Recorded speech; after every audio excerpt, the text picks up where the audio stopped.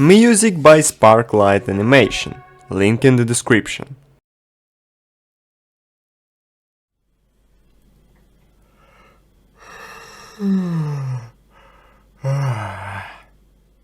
Transformers fans doesn't really like retools and repaints. Not only because Hasbro trying to sell one figure many times, or resell a bad figure that nobody wants to buy, and even not because designers sometimes make mistakes in mold choosing for some characters, but mostly because they like to use some molds not 2, or 3, or even 5, but more than 10 times. And I can understand it in case of Seekers or Troopers, but one of the most reused molds of the last few years is Siege Megatron.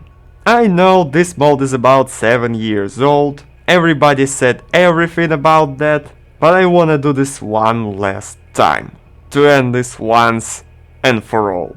Hey everyone, Wolfgang is here, and today we're gonna take a look at the oversized Siege Megatron by BPF Toys.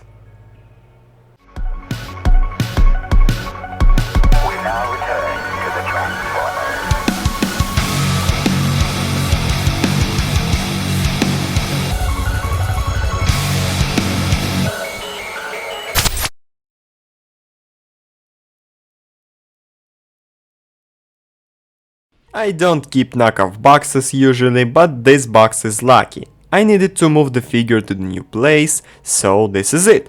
I think it's a standard bootleg packaging, looks like a Hasbro Leader Class box, because of the figure is oversized. Inside the box we got Max's big ass sword, and you can do with it everything that you can do with the original. Use it as a sword, as a hand blade, as a gun, as a half of a big gun, as a shoulder gun, and store it in every port on the robot. And just a little notice, the handle in the hand connection is very tight, be very careful with it. And of course we got fusion cannon, same as the original but bigger. You can plug it in every port on the figure and connect with the sword to make an ultimate weapon for Max.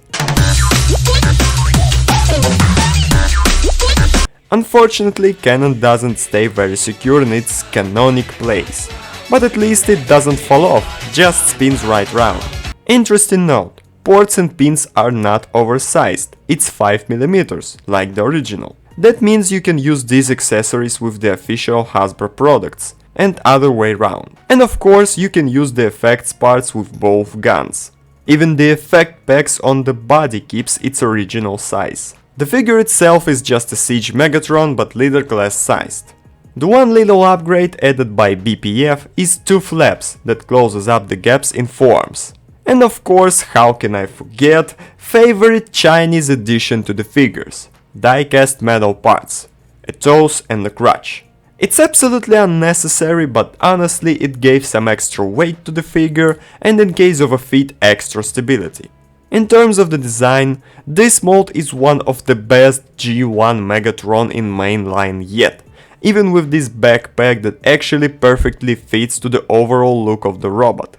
But I still don't really like this flat head in half face, and the ball joint just sticking out in the back of the head. In the legs you can see these little wheelies for the tank mode, but it isn't critical at all. Of course, I know Hasbro should reveal a Studio Series 86 Leader Class Megatron soon, in addition to already released Commander Optimus Prime. But I've gotta say that this figure can be a good replacement now, for 86 Max not released yet. Yeah, it's still an oversized Voyager, maybe it looks not so good alongside Optimus as we all want it to, but overall it's a solid beautiful Megatron. And he perfectly fits with the Prime, especially in terms of the scale. My Megatron stands on the shelf with the Classics Optimus, and even with the standard Voyager he looks pretty good. So, if you need a Megatron on your shelf to stand alongside Studio Series 86 Commander Optimus, and you don't wanna wait 86 Megatron to release, you can buy this figure and believe me, you won't regret it. Colors and paint are exactly the same as the original, but without battle damage. Honestly, this feature of the Siege toy line didn't bother me at all. I even liked it on most of the figures. But here we have another issue with the colors. The original Siege Megatron was released before the yellowing problem, In case of this mode, it started with the Earthrise Megatron and the first Netflix release. Unfortunately and surprisingly, this knockoff yellows too, even in the same areas as the original Hasbro figures. But some problems were solved by the Chinese, like this panel under the head and these parts on the shoulders. Most of the original versions of this mold had these parts are very floppy, but here it's very solid, like most of the joints, except this inward movement in the knees, for the transformation, because of the hip joints are tighter than this. Articulation of course exactly the same as the original figure. The head is on a ball joint, can look up and down, not far at all, absolutely no side to side movement, limited rotation. But you can use this flap to make him look up and down really far, and it even looks good in some poses. Shoulders can rotate for 360 and move up. Rotation right above the elbow for 360, 90 degrees elbow bend, and no articulation in the wrists, except inward movement for the transformation. Full waist rotation, legs can move forward, backward and to the sides. Hips rotate for 360, 90 degrees knee bend. You can move the heel and the toe, mostly for the transformation. And finally great ankle tilt. This mode maybe is the most annoying nowadays, because of the reusing, but the robot mode still is very good looking. Articulation is pretty standard for the modern generation's toy line, but you actually can get nice dynamic poses out of it. And if you think that 86 Megatron will transform into a pistol, forget it. It will be a tank 99%. By the way, this Megatron also transforms into a tank. First of all, we're gonna take off the sword, split it in half, and slightly rotate these parts. Now we need to bring it back, rotate and connect. And this construction we leave to the side for now. Fusion cannon you need to leave in place during the transformation. Then we open the forearms, swing the hand in and close it back up. Same on the other side. Now we need to pull the backpack up and leave it like that for now. Then you rotate the waist 180. Then you rotate the fusion cannon, swing these bits up and bring the arms back.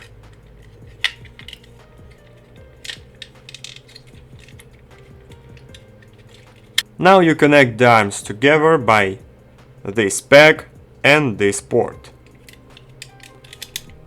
Now you need to bring the tracks to the sides, pull that panel through,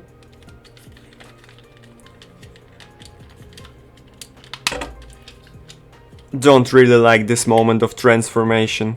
Now you bend this panel and connect it with the tracks. Now you need to pull this whole assembly back. Swing the heel in the toe. It needs to plug in, but it doesn't stays in. Pull the feet down. Then you open the back of the shin. Move the leg to the side. Bend it in this connection. And swing this whole assembly like that. Now you close the shin back, and then you need to connect the leg to the main body by this peg and this port. And exactly the same on the other side. And I don't like this part of the transformation because of the tightness of the joints.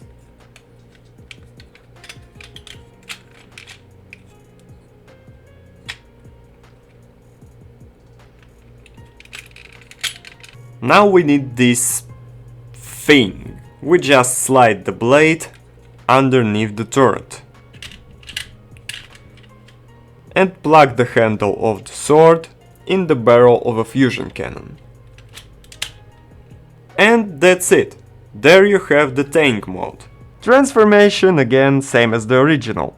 But because of the tightness of the joints, some moments, mostly in the legs, isn't fun at all. but overall it still transforms nice and intuitive. The tank mode looks fine like the original, but again without battle damage paint. It still has the legs just sticking out on the back, the massive gap between the shins and the visible head underneath. But it's still fine, especially if we notice that this old mode doesn't compromise the robot. Almost. And I really like his accessories are perfectly integrated into the transformation.